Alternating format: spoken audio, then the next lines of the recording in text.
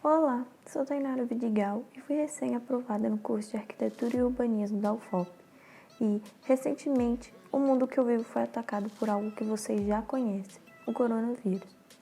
Por conta disso, eu e minha família, que até então morávamos em um apartamento relativamente pequeno, pensou, por que não passamos a quarentena no sítio? O que poderia dar de errado, não é mesmo?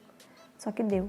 Acontece que a quarentena durou mais do que deveria e alguns problemas, tanto na casa quanto na vizinhança, foram se mostrando cada vez mais aparentes. Primeiramente, prefiro apontar o da vizinhança. O sítio é dentro da cidade. Apesar de dar essa falsa sensação de estar no meio do mato, a rua asfaltada é logo em frente. Mesmo assim, serviços como delivery e correio, que são bem necessários nesse período de pandemia, estão fora de cogitação, já que ninguém aceita entregar em um endereço nomeado como sítio.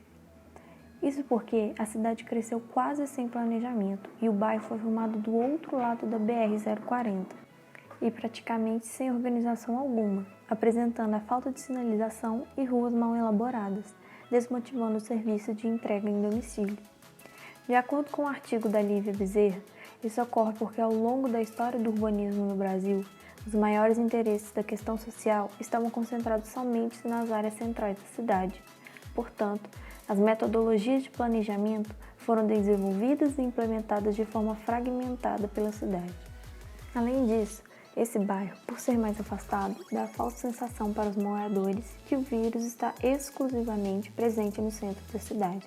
Por isso, é muito comum ver aqueles ônibus de firma lotados, parando e, ao desembarcarem, muitos trabalhadores retiram a máscara e entram na padaria ou mercadinho local sem se preocuparem.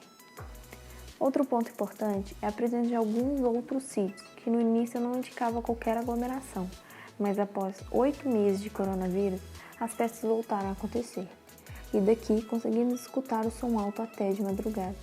A existência de um isolamento acústico, tanto na casa vizinha quanto na nossa, poderia tornar tudo mais confortável. Agora, tentando para a casa em si, todos imaginam que morar em uma casa de férias seria o sonho perfeito, mas acontece que depois de 8 meses dentro do sítio, esses prazeres nem sempre são vantagens. A piscina está à disposição, juntamente à custosa manutenção dela e o fato que no dia a dia não é viável usá-la, porque há tantas tarefas quanto antes da pandemia acontecer.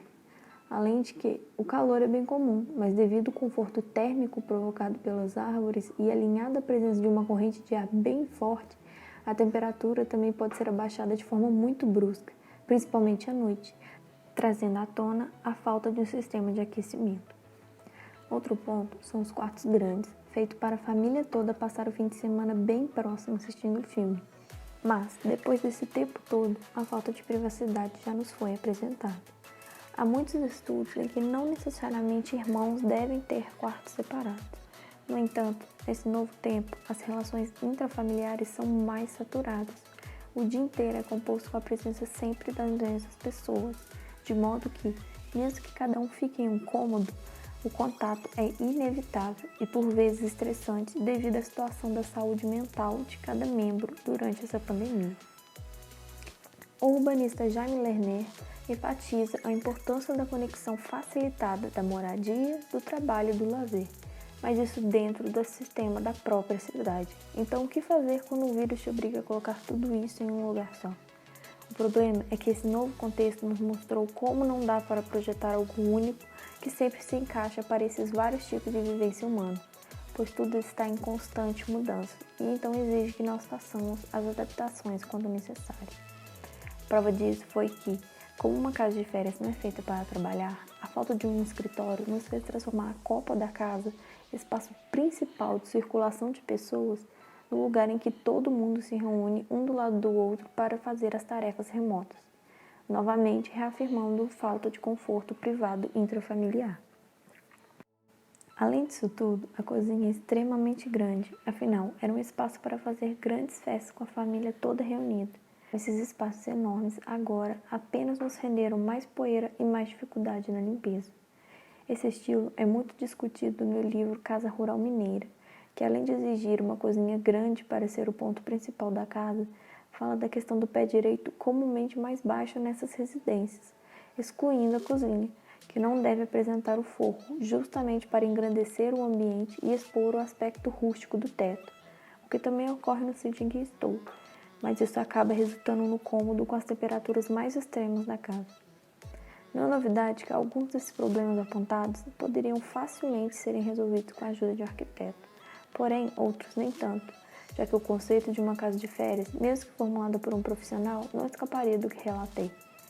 Apesar de toda essa problematização, a tranquilidade aqui é muito maior do que a do apartamento perto do centro da cidade. É bem melhor admirar uma vista como esta do que outro prédio cinza na minha frente. A aproximação com a natureza daqui dá uma possibilidade de conforto que em nenhum outro lugar teria. Por isso, não abandonamos aqui por nada.